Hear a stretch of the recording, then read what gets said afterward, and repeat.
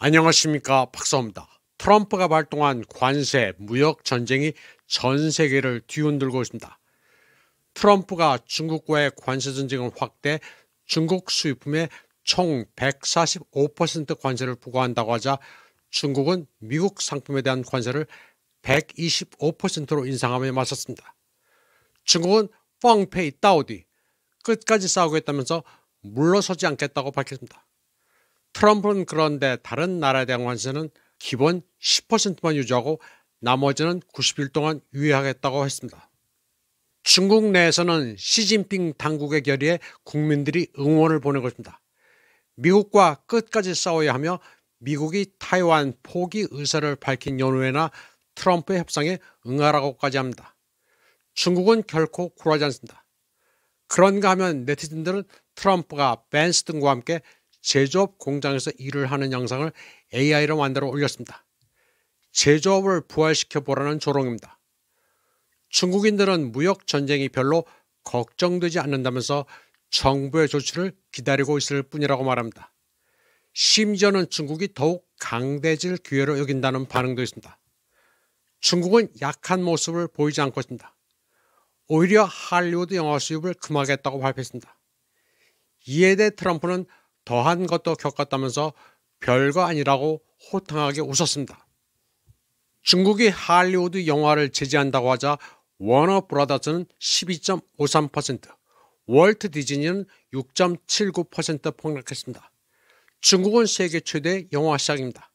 사실 LGBT에 찌든 할리우드 작품은 중국에서 인기가 없습니다.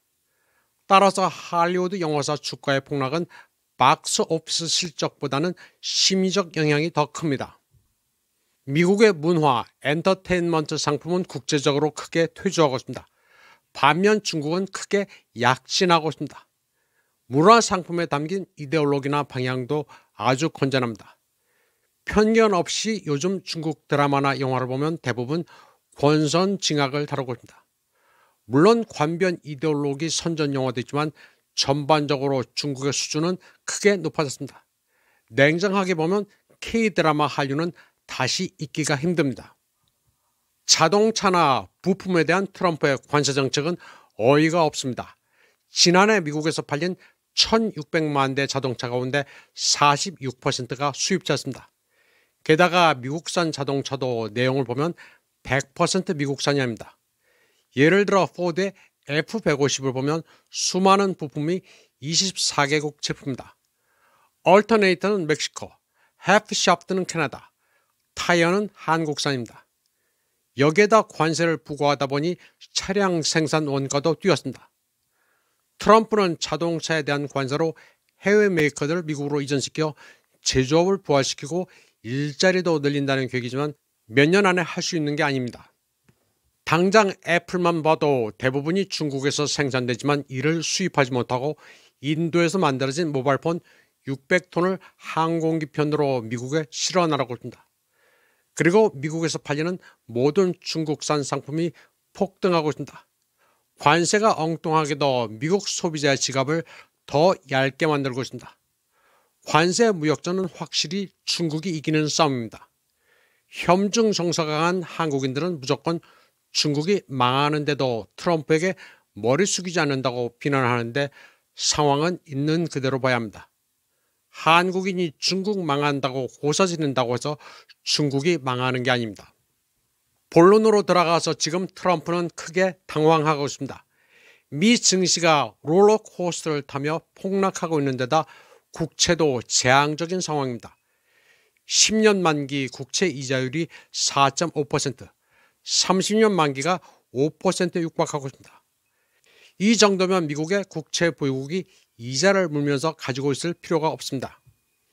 미 국채 최대 보유국인 일본, 중국, 영국이 미국채를 팔아치우고 있습니다. 게다가 달러 환율도 폭락했습니다. 트럼프는 증시, 국채, 환율을 말아먹고 있습니다. 트럼프가 Rolled Back the Global Trade War, 글로벌 무역 전쟁을 철회한 주된 이유입니다. 트럼프는 대선 기간 동안 미국의 모든 무역 상대국에 교훈을 주겠다고 다짐했습니다. 그리고 2월에 트럼프는 캐나다와 멕시코산 수입품에 관세를 부과하며 시범적으로 협상에 나섰습니다. 캐나다와 멕시코가 이민과 마약 밀매를 억제하기 위한 노력을 충분히 기울이지 않았다는 구실로 두 나라를 위협했습니다. 오타와와 멕시코 시티는 트럼프의 기세에 눌려 재빨리 협상 테이블에 앉았고 이는 트럼프의 길을 살렸습니다. 다른 나라를 굴복시키는 데 재미를 붙인 트럼프는 같은 방식으로 전 세계에 선전포고를 했습니다. 그러나 시장과 유가는 폭락했습니다. 경제학자들은 경기 침체를 예측했습니다. 미국인들은 식량과 물자를 비축하기 시작했습니다. 그런데도 백악관은 모든 게 계획대로 진행되고 있다고 허세를 부렸습니다. 트럼프는 그런 와중에 전 세계가 Kiss My Ass 하도록 하겠다고 적과 악은 가리지 않고 모욕하겠다는 속내를 드러냈습니다. 본질적으로 이는 트럼프의 전형적인 전략으로 일부에서는 이를 사이코패스 전략이라고 부릅니다. 그는 위기를 조성한 뒤 선의의 제스처로 위기를 완화하겠다고 하면서 그 대가로 양보를 요구합니다. 그러나 트럼프는 과했습니다. 전 세계를 상대로 동시에 무역 전쟁을 일으킨 것은 무모했고 미국 국내에서도 큰 충격을 줬습니다. 경기 침체 가능성이 현실로 다가오면서 트럼프의 지지율은 급락했습니다. 많은 사람들이 트럼프와 그의 팀을 무능하다고 보기 시작했습니다. 광범위한 반발은 민주당에게 공세에 나설 수 있는 드문 기회를 제공했습니다. 진보 단체와 활동가들이 조직한 반관세 집회가 전국 곳곳에서 벌어졌습니다. 트럼프는 버락 오바마와 카말라 해리스로부터 공개적인 비난을 받았습니다.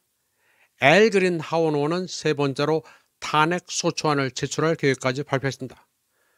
그리고 경고음을 울린 것은 좌파만이 아니었습니다. 공화당의 테드 크루즈 상원 의원은 관세가 본격적인 경기 침체를 촉발할 경우 2026년 중간선거에서 공화당이 피바다를 맞을 수 있다고 경고했습니다. 대부분 트럼프를 지지했던 월가의 억만장자들도 불만을 표명했습니다. 특히 트럼프의 오랜 측근인 일론 머스크는 트럼프의 무역고문 피터 나바로를 바보, 감자 한 자루보다 더 멍청한 사람이라고 공개적으로 비난했습니다. 이제 트럼프에게는 대략 두 가지 시나리오가 남아있습니다. 무역 상대국들을 압박해 신속한 양보를 이끌어내고 승리를 선언하는 게 첫 번째인데 쉽지 않습니다. 전 세계가 트럼프의 게임 규칙을 간파했기 때문입니다. 두 번째 시나리오는 우크라이나 사태처럼 협상을 중도에 포기하고 새로운 핑계거리를 찾는 것입니다. 트럼프는 우크라이나에 24시간 안에 평화를 가져오겠다고 약속하면서 팡파레를 울렸고 그 다음에는 100일 안에 평화를 이루겠다고 했습니다. 그러나 그런 일이 일어나지 않자 언급을 아예 중단했습니다. 트럼프의 스타일은 볼거리를 만들어 헤드라인을 장식하고 효과가 없어지면 언제 그랬냐는 듯이 조용히 넘어가는 것입니다. 이번 방송은 여기까지 하겠습니다. 시청해주신 여러분 감사합니다.